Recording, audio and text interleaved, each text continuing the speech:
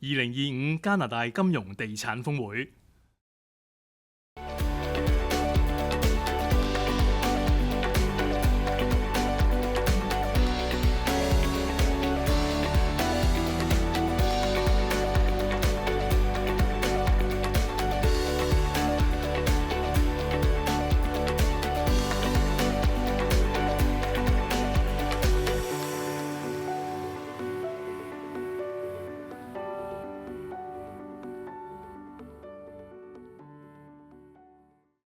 歡迎大家嚟到2025加拿大金融地產峰會，我哋將會同台上面嘅嘉賓咧，繼續傾下關於公共政策同埋我哋嘅房屋市場。Mr. Gardner, I'm curious to hear how your experience compares. When we talk about housing availability, of course we want it quick and we want it now, but building takes time. So what we are planning today may not be ready until a year or two. So how can we move fast without breaking things in the process? Well, there's a few things. First of all, if it was ready in a year or two, that would be outstanding. Because generally, if you're going to build a condominium tower, if you said today, I've got a piece of land and I want to build a tower, people aren't moving into that tower for at least a decade. And I will say that Burnaby is a leader in the region. There's no question about that. I've 5 years at Burnaby. Yeah, not to moving in though. It won't be. It will not. It will, that isn't happening in this marketplace. The second thing is that where we could really make a difference is it would be great if the province worked more closely with municipalities. Rather than setting targets, where the province, I think, can really make a difference is funding local infrastructure. All the municipal infrastructure that they struggle to build, that's where the province can really play a role and help make a difference.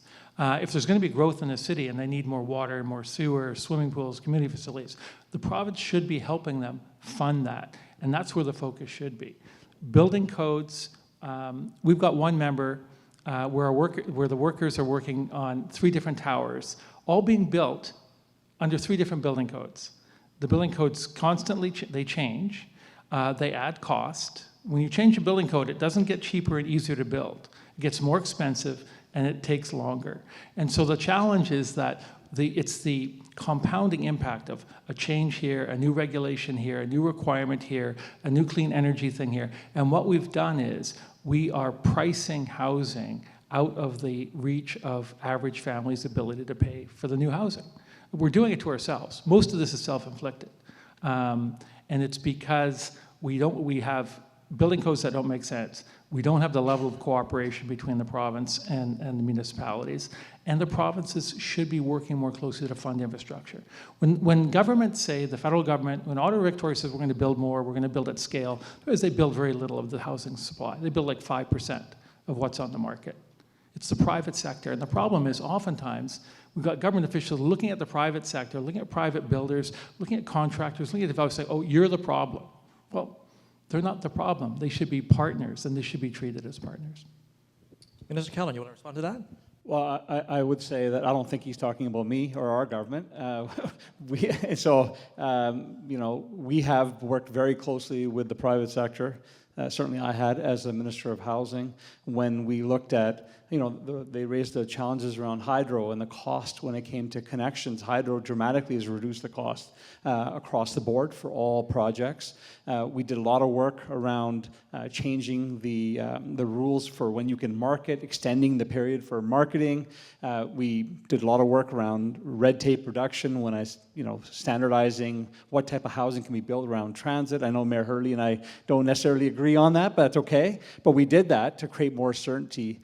We changed the rules around how fees can be collected so that it's not negotiated on site by site, but there's a standard formula that you understand when you're about to start the project. I think it's unfair for somebody to start a project and then have to negotiate for a year on the cost, and then you're stuck. You don't know what's going to happen in that year in that negotiation. So moving towards an area of standardizing the costs up front is key. And I agree with Chris. I think the province plays an important role. The federal government plays an important role on infrastructure. We provided $1 billion last year to local governments. I know in my community, we've got 2 brand new tracks, a brand new soccer field that are just opening up. We partnered to fund Iona wastewater facility, supported in TransLink. So we're going to continue to do that work. I think it's important. But I just would say that the changes we've brought in place are to facilitate quicker decision-making, are to facilitate a way for us to move forward. And I know that many mayors raise with me the targets, and they say, well, why are you setting targets? Well, the reality is if you're trying to solve a problem, first we need to identify how much housing we need. We need to have some targets in place. And in the case of Burnaby, they're not going to have any issues because they're probably going to build more housing than the targets. But there's a lot of communities that never do their part. It's easy to always say no to housing. Every local government election comes, everybody campaigns against housing because they know the people who are upset are going to be the ones who are most likely to vote. So we need to have more standardization. And that's not a reflection on Mayor Hurley in Burnaby. I think they do a great job. It's not a reflection on Mayor Rumi, because I know he does a great job in Maple Ridge. But there are communities, and we all know which ones they are. And it's important that we continue to drive housing opportunities, not just in a few communities who do well, but do their fair share. Because, I'll end to say, I hear from people in our community all the time saying, why is housing always built in my community? Why isn't so-and-so community doing something? Why aren't they approving housing? And so our goal with our work was to ensure that it's equal amongst region, equal amongst local governments, and we'll see how that continues to play out. So far, we're starting to see some positive movement. Of course, the market is in a challenging situation, and we're not going to see the amount of units that we projected. And as was highlighted, the changes to immigration rules have really impacted that. But overall, you have to quantify what you're trying to reach if you're going to try to reach it, and that's what we're trying to do. Well, since you're on housing targets, just this Thursday, we've seen Mayor Hurley with the other mayors on the press conference talking about let mayors do what they do best. So, care to jump in? Were you going to answer that? You want me to I'd love to answer that question, but you go first. Okay, so the issue really is, and I'm speaking for Burnaby. I can't speak for other municipalities because they all have their own challenge. They all have their own challenges. They're all different. And that's exactly why one size doesn't fit all. But we have always brought our community along with us. We don't want to be in conflict with our community. And because we have planned over a 20, 30-year period, our community always knew what was coming. Always knew. So maybe they didn't like Brentwood. You know what? Maybe they didn't like those towers. But because they had been brought along the right way, that they all understood for sure the certainty of what was coming in that city. And it was planned for, Everything around that was planned. But those four town centers in Burnaby have been planned since the 1960s. That's how long it takes to do good planning and good work, and we stayed very consistent in that. So I think rather than beat your community over the head to tell them, they don't know anything, we know better, is the wrong way to go. If we can bring our communities along, we get much better results in the end, and we'll have the type of housing that's needed. We were not really going to do a lot different. The 6 units on a single family lot, to me, is ridiculous, especially when you add it together with no parking. It just does not make any sense, and I'll be shocked if those actually sell. I know there's a lot of them up in Burnaby right now, but I can tell you that none of them are selling. So, if I could just make a quick comment, and I'll leave it to Chris to talk about parking requirements and what his members say about parking requirements. Near transit, if the market demands parking, builders are going to build parking.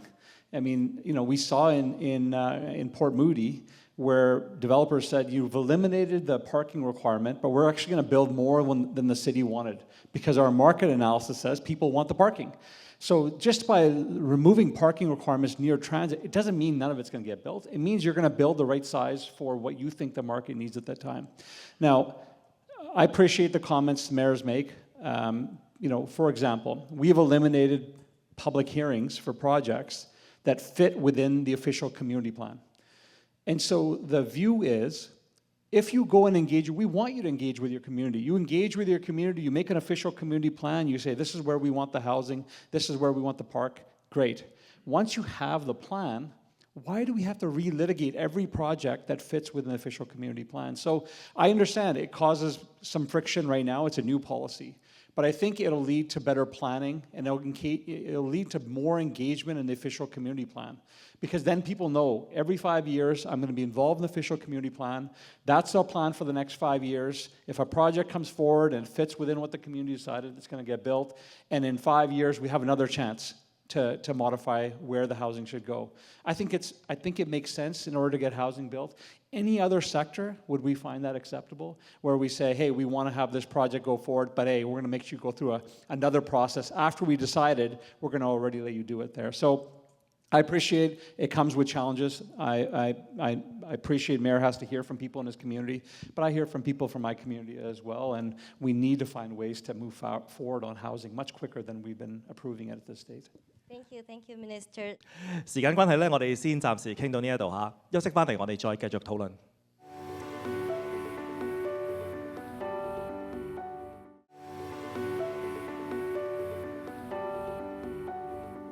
歡迎翻返嚟節目時間，我哋同台上面嘅嘉賓呢一齊再傾下先。Now I'd like Tom David off to take on the questions. So if we are designing a long-term housing strategy from scratch, what structural changes would you prioritize in creating a more affordable housing system for Metro Vancouver? Great. So I think it might be helpful to contextualize that, especially given the way the world is shaping up these days, we can't afford to do stupid policy. 10, 20 years ago it was okay, Canada was so rich, America was an ally, a little waste here and there was okay. But there's a lot of wasteful policy. And the two things that always jump to mind are zoning and taxes. And that's really where we can do so much. So Mayor Hurley talks about one size fits all, and he's right. We've had one size fits all almost throughout the region of single family zoning. If you look at a map of Greater Vancouver, outside of Metro Town, it existed in Burnaby and, most communities. And that hasn't made sense economically in a long time. You look at homes in North Vancouver, which I did avocationally. I wish I could live there. It's so beautiful. It's a terrible bus commute. Should be a middle-class community. I like outdated homes. $2 million if you're lucky. $2 million. That requires, if you don't have parental wealth or you didn't luck into moving into Vancouver 30 years ago, an income of how much? $500,000 a year. And you have these mayors saying, oh, we should be able to do what we want. Are you kidding me? Zoning for people who make $500,000 a year? On behalf of people who make that much, I would say that is outrageous. That's insane. That's not public policy. That's, narrow casting for a group of people who are very powerful politically, and it's not okay. And so there can't be single-family zoning, but there was for years and years. Some communities are moving towards duplex, also not enough. Okay, so the zoning absolutely has to change. It's not one size fits all. There are capital budgeting problems, and those need to be taken seriously. If you're going to do upzoning throughout a community, you are going to get pockets of development, and infrastructure planning is a serious issue. But that takes us to topic number 2, which is taxes. How do we raise revenue in British Columbia and Canada generally? If you work for a living, big tax, unless you're incorporated. If you sell stuff for a living, sales tax. Buy a house, nothing. Almost zero property tax rates, just insanely low property tax rates. And what does that mean? That means for years and years, we had a sign on our official policy documents that said, come to Vancouver and buy property, but don't make a living. And it worked very well. Wonderful theory.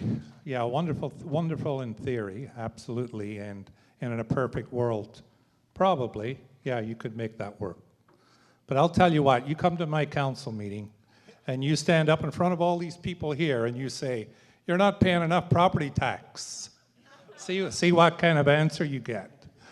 Because we're always told, you guys are crazy the amount of tax you're paying. You're asking us to pay, even though we actually only get 52% of what comes in for that tax collection. And one other point I wanted to make. You talked about a $2 million home in North Vancouver. So the multi-unit specials that are being built in Burnaby right now, and 4 units on a lot are selling for $1.8 million each. So you tell me how that's making it more affordable to have those homes. That's what they're selling for in Burnaby, $1.8 million each. So multi-units is not making a difference to affordability. If you believe the argument, build more and things will get cheaper, I've never believed that argument. I think it's total nonsense. Put out by people like Chris, I think, and the UDI. It never gets cheaper. So great, as I said, great in theory, all this thing about no parking, no taxes, up the taxes. I hear that from the province and the feds all the time, that the property tax is way too low. And you know, all theoretical stuff, wonderful stuff, but in reality, let's talk about reality. It doesn't work. Sorry, the reality that you're talking about is your reality running for office in Burnaby, and that is exactly why one of the most important policy things, and I left it off and you really reminded me very nicely, is we cannot have 20+ jurisdictions each making policy in their own narrow self-interest. You need a provincial government so that mayors like Mayor Hurley can say, I'm protecting your low property tax as much as you can, I'm protecting your single family privacy as much as I can, but the boss won't let me. Because it is crazy for a local government to allow any kind of housing, and you need a senior government to discipline them, and it's been very refreshing to see the feds in province move in that direction. I will answer that one. Thank you. I have to answer that one. Come to Burnaby and you tell me, I know you live out at UBC or somewhere out there. So come to Burnaby and you tell me that we don't build housing. I'll challenge anybody up here to tell me that Burnaby doesn't know how to build housing. That's why we should have been left alone. That's why if you want to make policy and get to those people who are not doing their share, I support that. West Van's nicer, that's where I'll visit, and I'll tell them they're not building housing. What's happened to West Vancouver? Now, we'd love to get this conversation going, but not the exciting part is not just happening on the stage, but down the stage, we also got some interesting questions coming in, so why don't we jump into the Q&A session? Let's pick what do we have this one. here? Yeah, so we got our friend Peter. His question is directed to all the panelists. Oh, this is a hard one. Okay, so in August, a judge of BC Supreme Court declared certain Crown and the City of Richmond land titles defective and invalid because of their unjustifiable infringement on the Cowichan Aboriginal title. I'm sure you're all aware of that. So what impact might this ruling be having on BC's housing market? Why don't we start with Minister Callan? Yeah, I would say that it's obviously been canvassed quite a bit, and we disagree with the court ruling. We've made it clear that we're going to challenge that court ruling. It is a confusing ruling. It doesn't say that the property rights are gone. It does say something in the middle that you have to work with First Nations on what happens going forward. And the Premier signaled today that the government is going to backstop all the loans that are impacted by that decision, so that we can continue to move forward and you know, get the projects going. And so there's more certainty for landowners. But it does go to a bigger question, which is we've had over 30 years of court rulings when it comes to Indigenous people of this land. We had the Silcoteen decision, which was about 11 years ago now, which ruled that the Silcoteen had rights and title to a big part of the interior. And at that time, the same conversation was happening. What's going to happen to all the people's property rights? You know, what's going to happen to the farmer and the rancher? We haven't had any issues. It's been 11 years. Now, I'm not saying that to say don't pay attention or don't care. No, it's important. We're paying attention. People are paying attention. It's an important topic. We're going to challenge it in court. We're going to go through it.